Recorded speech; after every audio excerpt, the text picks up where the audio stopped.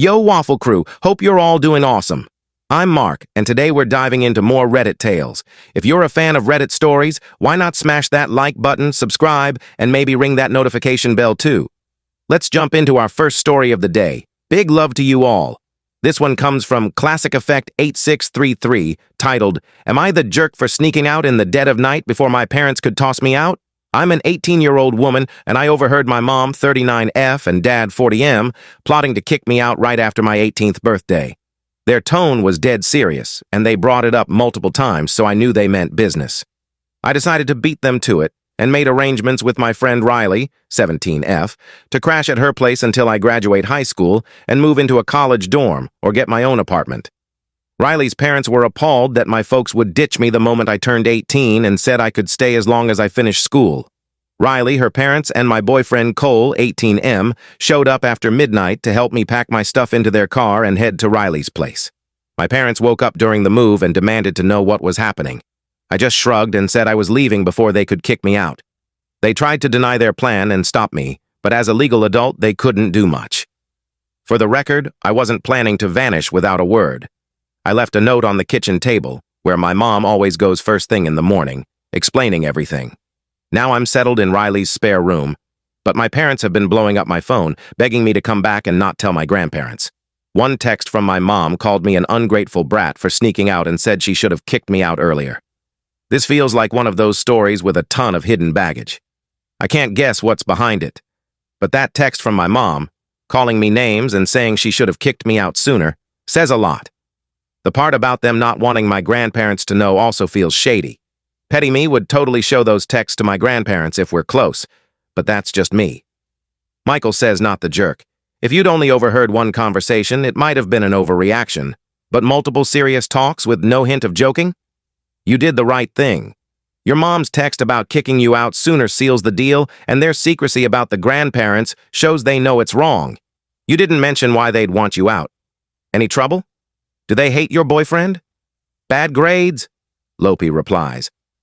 I recall a couple of unrelated chats where my mom mentioned wanting an office. I haven't been in major trouble like legal issues. My grades are solid and they've always seemed fine with Cole. Another commenter says not the jerk, quoting the part about the parents begging you not to tell your grandparents and suggests the grandparents might be financially supporting them. Maybe they plan to kick you out and keep the money. Feathers agrees, saying not the jerk. You heard them talk about it seriously multiple times, so you prepared yourself. It feels like they wanted to make you look like the bad guy to avoid seeming like terrible parents. That nasty text from your mom confirms it. Screenshot it and send it to your grandparents. A month later, OP posted an update.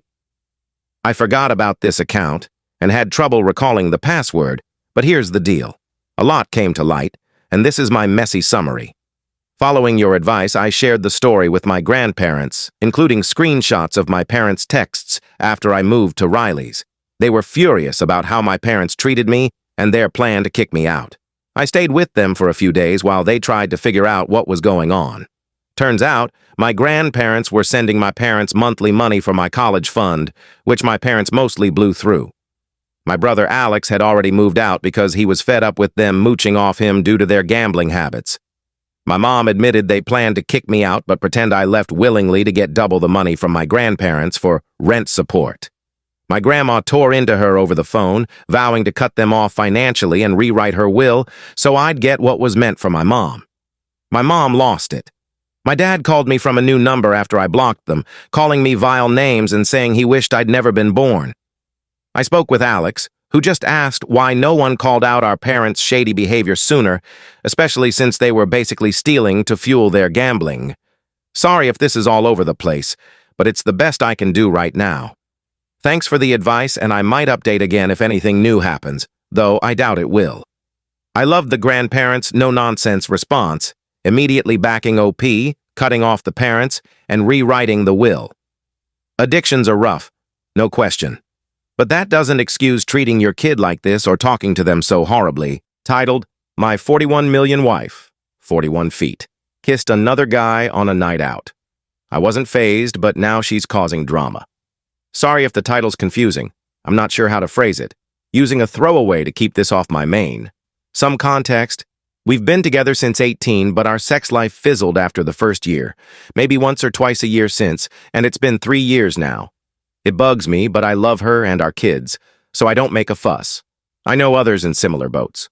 More context, I've always been a bit heavy but fit, playing sports until a decade ago when illness and meds, plus comfort eating, shot me up to nearly 300 pounds.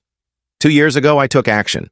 I'm now 200 pounds at 6 feet 2 inches, the lightest I've been as an adult, enjoying weights and even sporting some abs. My wife, always stunning, seems insecure now that women are noticing me and messaging my baking social media pages. For the record, I've never even glanced at another woman romantically. On the night in question, my wife went out with friends. Some single, some not. She looked gorgeous, and I told her so, even setting her photo as my phone's wallpaper. One of her friends messaged me around 3 months ago, basically saying she knows I get no action, my wife's lucky, and did I want to hook up? I screenshotted it and sent it to my wife. At 4 a.m., she got home, woke me up, and climbed into bed. I could tell something was off and asked what was wrong. She stayed quiet, then blurted out that she met a guy. He kissed her, she kissed back, and they spent the next half hour dancing and making out. She kept apologizing, begging me not to leave. My gut reaction? It's just kissing and dancing, no big deal. I didn't say that, just hugged her and calmed her down. An hour later, I told her I knew she felt guilty, but I wasn't going to split our family over this. I still loved her just as much, and it wouldn't fester into resentment. Right then, my phone pinged. Her friend sent a photo and video of the incident. It set my wife off again, but my stance didn't change, and a month later it still hasn't. Since then, my wife's accused me of not loving her because I didn't care, claimed I must be kissing others to cover my own tracks, and even called me gay multiple times, which makes no sense. She's upset I haven't initiated anything physically, despite her telling me in the past she hates being touched and not to try. She's projecting, and it's straining us. It's 100% her causing this. How do I make her see she needs to let go of the guilt and move on? I have. This isn't a big deal. I was more upset when she broke my favorite baking bowl and blamed the cat. Edit. Thanks for all the responses. I'm overwhelmed by the support. To address common questions. We've tried couples counseling and sex therapy, most recently last September. My wife always feels attacked and quits. Most therapists suggested she might be asexual, and 2 noted signs she could be a closeted lesbian. I've brought this up, but she insists she's not. Some suggested she wants me to be more forward, but in our last session, she was clear. No initiating hugs or anything physical as it feels like pressure. She said any intimacy without her starting it would be pity sex. To those saying I don't love her, I buy her flowers every Friday, bake her favorite treats weekly, send her voice notes of songs that remind me of her, tell her I love her daily, and run her baths every night. This isn't bragging, it's how I was raised to show love. Some said not getting jealous means I don't love her. If she told me she was having an emotional affair, hours on the phone, cuddling with someone else, I'd be crushed. Kissing and dancing, not a deal breaker, not even close to divorce? Thanks again. Second edit. It's 7 a.m. the day after posting. Talked to my wife since 6 a.m. I gave her a week to agree to couples counseling and stick with it, not accuse therapists of ganging up on her. She refused, saying they make her the villain. I clarified this isn't about the kiss. It's her behavior since. It feels like she's pushing me away on purpose. She stormed out, got dressed, and said she's leaving until I go to work. A commenter says, her friend, who's into you, is stirring the pot. Maybe your relationship needs a romantic spark. You're too young to act like an old married couple. Obi, OP, replies, I try to be romantic. Flowers every Friday, baking her favorite snacks weekly, making her dinner look perfect, warming her car on cold mornings. I tell her she's beautiful because she is. She's perfect to me. I don't know what else to do. Her friend's message was long and detailed, like she knows too much. She mentioned a time I made my wife a homemade card with a poem, and when I left the room, my wife made a gagging face and laughed with her friend. I thought she'd choked on a drink. That hurts way more than the kiss. About her attraction to men, I've asked if she's lesbian or bi, even suggested she explore it. She denies it, says she just has a low sex drive. Therapists have echoed the closeted lesbian theory. 12 days later, Obi updates, it's been almost 2 weeks and we're getting divorced. I asked for counseling and therapy. She refused, feeling bullied from past sessions. She said any touch, hugs, hand-holding, without her initiating is against her will. Just pity, affection. The therapist called that unreasonable, which she took as bullying. I asked if she's lesbian or bi, she dismissed it. I asked why she kissed the guy. She didn't know. I asked what I could do to make her want me. She didn't know. I asked if I should initiate more.